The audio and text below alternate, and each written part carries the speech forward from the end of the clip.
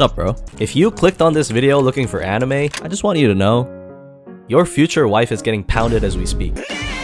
But since you're here out of choice, I'll keep my word. Here are 5 anime I'd watch if I were you. And if I were you, I'd be getting some puss. Number 5, solo leveling. By the way, this list isn't in any particular order. I just fucking hate it when YouTubers save the best for last. Like, bro, no one cares about cherry magic. 30 years of virginity can make you a wizard. Anyway, solo leveling is about this guy called Song Jin-woo. If you think his name sounds different than normal, that's because you're racist. It's pretty obvious these people are speaking Japanese. Idiot. In this world, random portals full of deadly monsters seem to have spawned out of nowhere. And along with this phenomenon, some humans were given special powers. These humans are called hunters, and they're ranked from S all the way to E based on their power level. Sung, clearly with an S in his name, is granted the title of World's Weakest Hunter.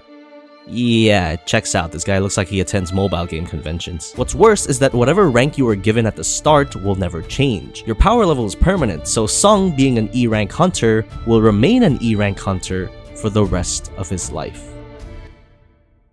Or will he? I read this manhwa back in 2016 when it was still new, and ooh, it was the greatest piece of fiction I've ever seen. Masterpiece hadn't dropped yet. And you bet my pimply 16-year-old ass was going, oh, I wish I was him. I wish I was him so bad. Give me a girlfriend. Oh, big booby hot girl, so hot. Please be real. Girlfriend so bad. Don't remember the point of that story. The visuals are pretty nice. It's not to the extent that the manhwa readers thought it would be, but I have something called realistic expectations, and it's not bad. I think what people mainly come for is the gore, the action, the badass MC, and the... So if that sounds fun for you, good luck with puberty, and I hope you enjoy this anime. Number 4. Dungeon Meshi. If you ever thought about killing monsters, you've definitely thought about eating them out. The anime starts with our main party being wiped out by a red-scaled dragon. Laios, our MC, thinks it's because everyone's hungry, which is why they're losing. Yeah man, it's definitely not because you have a sword and you're not using it. Surely it's the hunger. While he's standing there AFK wondering why his team is bad, he gets saved by his younger sister Fallen, who later gets Carla Jaegered. She teleports them all to safety, and when Laios wakes up, he's like, oh shit, oh fuck, oh shit, I gotta save my sister. His teammates find him and they're like, oh shit, oh fuck, oh shit, we gotta save your sister. Laios hears this and is like, but I'm so hungry though. If you couldn't already tell, this anime is about eating monsters in a dungeon. It's pretty lighthearted and comedic, and the world building is actually impressive. The characters go into tremendous detail about each species and organism they encounter, so if you're the type of person who's into lore and immersion, you're probably the opposite of these guys who find that shit boring as fuck. But I like it. It's a great show. I'm really digging the art. It's got this like cartoon book vibe to it, similar to Ranking of Kings, and the food they make actually looks fire. Definitely too early to be calling this one episode in, but I'm an anime fan and have shit takes. This is my anime of the season. And this is my sleep mask of all time. This video is sponsored by Manta Sleep. One thing you should know about me is that I love napping. Sofa, bed, bigger bed, toilet when it takes too long to come out. And one of the worst things when napping, by far, is that pesky sunlight. That's why Manta Sleep's got me covered. They sell the best sleep masks on the market that tailor to your every need, no matter what kind of sleeper you are. Cool masks, heat masks, weighted masks, silk masks, and even Bluetooth masks with sound and everything. I got the silk one, and here's a POV of what that looks like.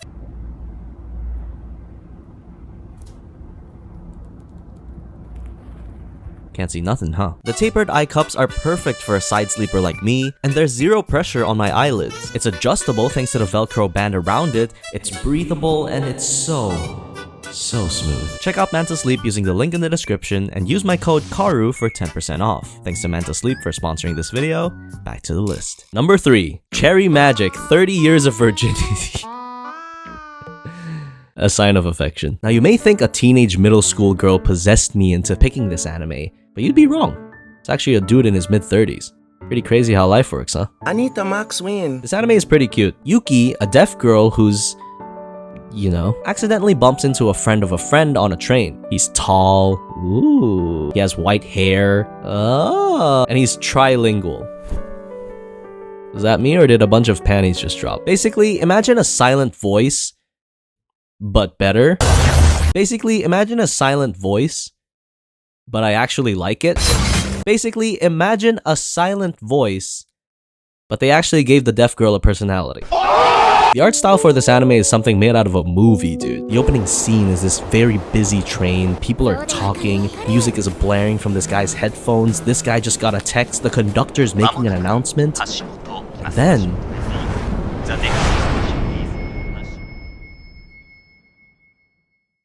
You know how they say blind people have heightened senses? I guess deaf people just see the world like those widescreen LED TVs you see in the mall. Aside from the art, I think the plot is okay. The characters are nice, but they're super unrealistic. Like some of the shit they say or do just feels like someone wrote it out on Wattpad, you know? Pretty obvious for a genre that literally targets underage girls. But now you might be thinking, Karu, I'm a boy. I don't want to watch this girly bullshit. Girls have cooties. Calm down, little shitlet. I've got one for both of you. If I think girls should watch A Sign of Affection, boys can watch Hokkaido Gals Are Super Adorable.